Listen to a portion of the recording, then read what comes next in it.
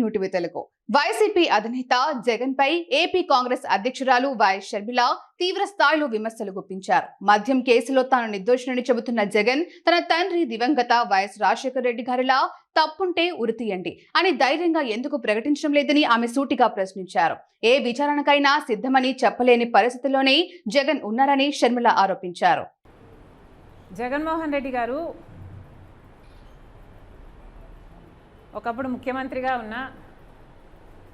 ఉన్నవారు. అలాంటిది ఇప్పుడు తాజాగా మీడియా అంతా లిక్కర్ మాఫియా మీద డైలీ థ్రిల్లర్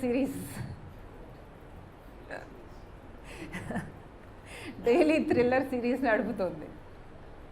దాంతో వైసీపీ వాళ్ళకు భయం పుట్టుతుంది.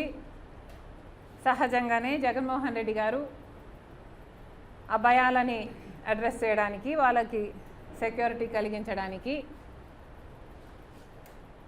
మాట్లాడుతున్నారని క్లియర్గా అర్థమవుతుంది. కానీ నా అభ్యంతరం ఏమిటంటే, జగన్మోహన్ రెడ్డి గారు ఇంతకుముందు ముఖ్యమంత్రిగా పనిచేసిన వారు.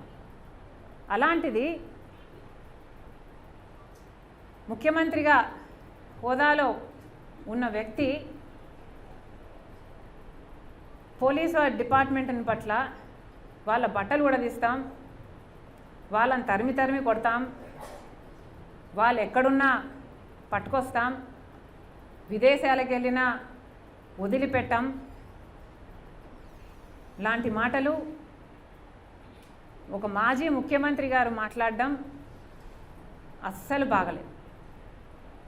ముఖ్యమంత్రిగా ఉన్న రోజుల్లో మీరు పోలీసు వ్యవస్థను ఎలా వాడుకున్నారో జనాలు మర్చిపోలేదు. రఘురామరాజు గారు అయితే మర్చిపోలేరు. కాదంబరి జత్వాల్ లాంటి వాళ్ళు కూడా, వాళ్ళ పేరెంట్స్ కూడా మీ ఐఏఎస్ ఆఫీసర్లను, ఐపీఎస్ ఆఫీసర్లను పంపించి 40 రోజులు వాళ్ళని కిడ్నాప్ చేసినట్టు తెచ్చి 40 రోజులు వాళ్ళని కారణంగా బంధించి ఉంచారు. అలా వాడుకున్న మీరు పోలీసు వ్యవస్థ గురించి, పోలీసుల గురించి ఇంత తక్కువ చేసి మాట్లాడడం ముఖ్యమంత్రి స్థాయిలో ఉన్న వాళ్ళకి తగదని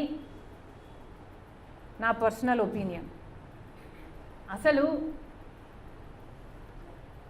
లిక్కర్ మాఫియా జరిగింది అని మీ మీద ఆరోపణలు ఉన్నాయి.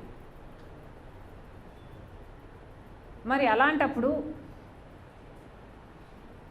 ముఖ్యమంత్రిగా మీరు ఎలా వ్యవహరించాలి? రాజశేఖర్ రెడ్డి గారు అయితే ముఖ్యమంత్రిగా ఉన్నప్పుడు లేనప్పుడు కూడా ఎంతో హుందాగా ఆయన మీద ఏదైనా ఆరోపణలు వస్తే మీకు కావాల్సిన ఎంక్వైరీ వేసుకోండి. Even on the floor of the house I remember నాన్నగారు చెప్పారు, రాజశేఖర్ రెడ్డి గారు అన్నారు, మీకు కావాల్సిన ఎంక్వైరీ మీరు వేసుకోండి, సిబిఐ ఎంక్వైరీ వేసుకోండి, నా తప్పు ఉంటే నన్ను ఉరి తీయండి అని కూడా అన్నాడు రాజశేఖర్ రెడ్డి గారు. మరి జగన్మోహన్ రెడ్డి గారు కూడా మీ ఏ తప్పు లేకపోతే మీరు ఎందుకు మాట్లాడలేకపోతున్నారు? మీరు వెళ్ళండి, అసెంబ్లీకి వెళ్ళండి, on the floor of the house on record చెప్పండి, ఏ ఎంక్వైరీ కావాలంటే ఆ ఎంక్వైరీ వేసుకోండి. మీరు సిబిఐని పిలుస్తారా, లేకపోతే సిట్టింగ్ జడ్జితో చేపిస్తారా? మీరు ఏ ఎంక్వైరీ కావాలంటే ఆ ఎంక్వైరీ వేసుకోండి, నా తప్పు లేకపోతే నన్ను ఉరి తీయండి అని మీరు అనలేకపోతున్నారు అంటేనే మీరు దోషి అని ప్రజలకు అర్థమవుతుంది. మీరు ఎందుకు అసెంబ్లీకి వెళ్ళటం లేదు?